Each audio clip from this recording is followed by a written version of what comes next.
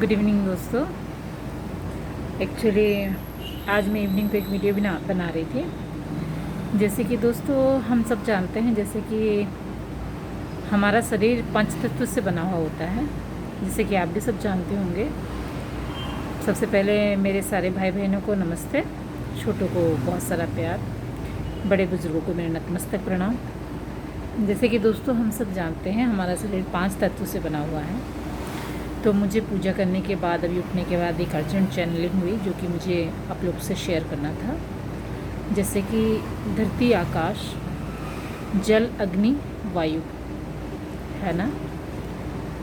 तो उसी तरह पंच तत्व जो हमारा शरीर है, ये यूनिवर्स, वो 5 तत्व ये यूनिवर्स में भी है, ठीक है ना। तो यानी कि हम यूनिवर्स, बहुत सारे इंसानों का सोचना है, मनुष्य ये सोचते हैं यूनिवर्स महादेव है, या यूनिवर्स ईश्वरी शक्ति है, या यूनिवर्स जो है वो ब्रह्मांड जो है उसमें ईश्वर का वास है। एकदम सत्य है, हर बात सत्य है, क्योंकि परमात्मा तो हर जगह है, मनुष्य में भी है, यूनिवर्स में भी है, सबसे ऊपर हेड ऑफ द डिपार्टमेंट भी वही है, ठीक है। क्योंकि हमें जो 5 तत्व बनाया गया ना, इसी के अंदर जो सीमित करने के बाद यही इंसान वो 5 तत्व से भी ऊपर उठ सकता है मेडिटेशन के थ्रू, ठीक है। तो ये जो आकाश, धरती, इसी के अंदर इंसान समेट के रह जाता है, ठीक है। तो इस ब्रह्मांड की रचना इतनी बड़ी है कि ये आकाश से परे भी कुछ और है, उसके परे भी कुछ और है, उसके परे भी कुछ और है, ठीक है। तो जैसे कि इंसान का शरीर जो 5 तत्व में, ये आकाश का हिस्सा आता है, मतलब, ठीक है। जैसे कि जल तो है हमारे शरीर में, अग्नि भी है हमारे शरीर में, मूलाधार चक्र अग्नि का होता है, वायु भी है हमारे शरीर में, और रहा धरती, धरती का अंश क्या होता है, जैसे धरती पे हो रहे हम सारे फल फूल सब्जी सब इस्तेमाल कर रहे हैं, प्लस मरने के बाद भी मिट्टी होते हैं तो उसमें मिल जाते हैं, है ना। तो हम एक चलते फिरते एक यूनिवर्स है, बट आकाश के ऊपर जो ईश्वरीय शक्ति है, उसके ऊपर जो मुनि ऋषि हैं वो भगवान से ऊपर हैं, फिर उसके ऊपर देवों के देव महादेव, जो सबसे बोलते हैं हेड ऑफ द डिपार्टमेंट, ठीक है ना, वो हैं जो कि ये पूरे ब्रह्मांड विश्व जगत के सारे कर्ता धर्ता वही है, उन्हीं में ब्रह्मा, उन्हीं में विष्णु, वही स्वयं महेश्वर, है ना। तो मेरा कहने का मतलब, अब ये यूनिवर्स की बात बोलूँ, आकाश मंडल के अंदर तक, जो कि सिर्फ इंसानों ने अपने अंदर समेट के घूम रहे हैं। जैसे यूनिवर्स में हमारी बहुत सारी प्यारी प्यारी खूबसूरत सी चीज़ें हैं, और बहुत बुरी चीज़ भी है ना, नकारात्मक चीज़ें भी हैं। उसी तरह इंसानों में भी बहुत प्यारी प्यारी चीज़ें हैं, क्योंकि वही तो सेम यूनिवर्स ही है ना इंसान, और बुरी चीज़ें भी हैं, ठीक है। तो मेरा कहने का मतलब, अगर यूनिवर्स से हम उनका अंश, एक दूसरा यूनिवर्स, अपने पास सिर्फ अच्छी चीज़ों को समेटे, तो ये आकाश मंडल जो है हमारा मनुष्य का, यानी कि रियल यूनिवर्स का आकाश मंडल के ऊपर ईश्वर से हम मिल सकते हैं, फिर उससे ऊपर परमात्मा से भी हमारा मिलन हो सकता है, ठीक है। तो मेरा कहने का मतलब, हम यूनिवर्स से अच्छी चीज़ें, मतलब अब यही मनुष्य में क्रोध भी है, मोह भी है, लालच भी है, पाप भी है, हिंसा भी है, नफरत भी है, और यही मनुष्य में प्यार भी है, करुणा भी है, दया भी है, क्षमा भी है, आशीर्वाद भी है, ठीक है। तो जितने बुरे चीज़ है हम मनुष्यों में, सबको निकाल के बाहर फेंको, तब ये आकाश से आप ऊपर जब उड़ जाते हो, कैसे उठते हो, मेडिटेशन के थ्रू, फिर आपका ईश्वर से मुलाकात होता है, फिर परमात्मा आपको स्वयं आपसे मिलते हैं। ठीक है, जो आप बोलते हैं ना, आपका कितने जन कहते हैं कि हम मेडिटेशन करते हैं तो हम भगवान से मिलते हैं तो हमें सब कुछ मिल जाएगा। तो आपको ये समझाने की देरी बस यही है, आप अगर इस लालच में मेडिटेशन करोगे भगवान से मिलके हमको सब कुछ पा लेना है, तो वो आपकी गलत फहमी है। मैं बता देती हूँ, आपको कुछ मांगने की ज़रूरत नहीं है। आपके हिस्से का, आपके कर्म का सब आपके पास आएगा। आप जिसके अधिकारी हो वो आपको सब कुछ खुशी मिलेगी।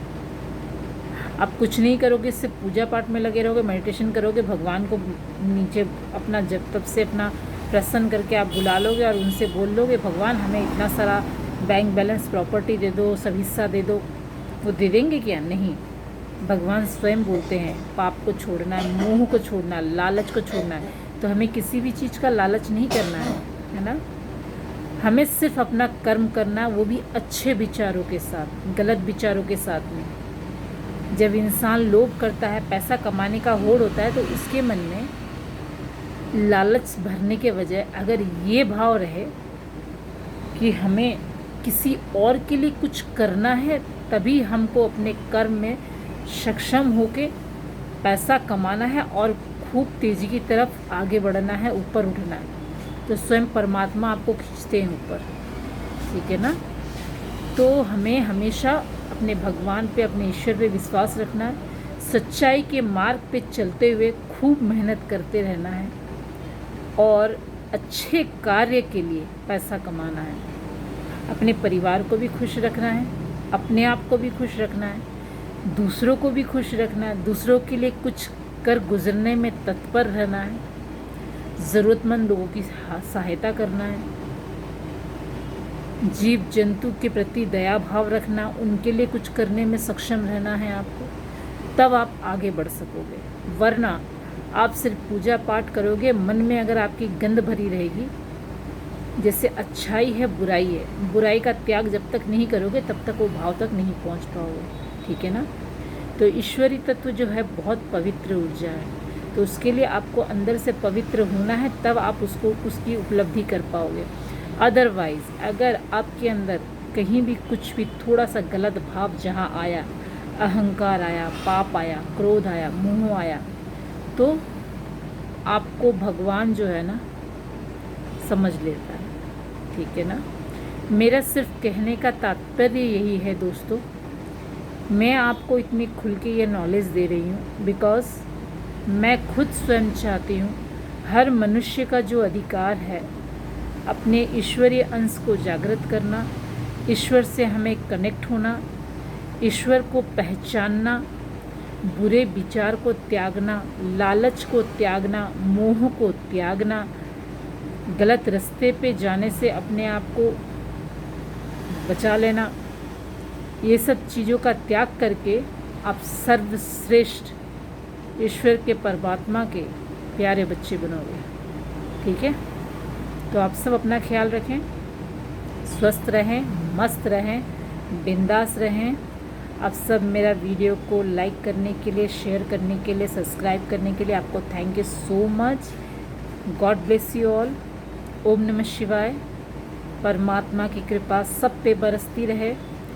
हम सब मिलके अपने परमात्मा से यही प्रार्थना करें कि इस जीव जगत का सबका कल्याण हो, सबके अंतर्मन की गांठें खुल जाए, सब अपने बुरे राह से भटके हुए सही राह पे आ जाए, सब परमात्मा के शरण में आ जाए, है ना।